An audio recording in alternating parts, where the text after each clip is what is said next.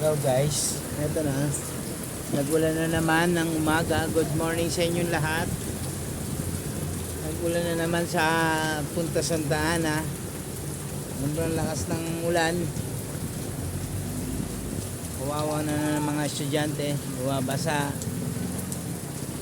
Kaya tiis-tiis guys. Nagulan na naman. Kailangan natin mag-sacrifice dahil sa ulan. Kita nyo naman lakas ng ulan dito. Marami mga estudyante ang babasa ng ulan. At medyo traffic talaga dito sa atin sa punta dahil sa mga ginagawang sa kalsada. Medyo traffic, hindi tayo makatulong sa kanila dahil babasa rin tayo, mahirap na magkasakit.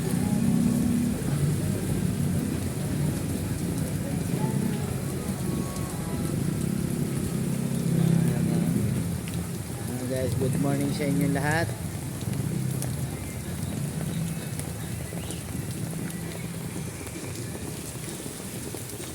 Ingat-ingat lang tayo sa pagpasok sa trabaho at sa work at mga pumapasok sa school dahil malakas ang ulan, madulas ang kalsada, at kung wala naman tayong pasok ngayon, pahinga na lang tayo sa bahay. At sayang at baka magkasakit tayo sa ulan. Good luck guys at enjoy sa araw na ito.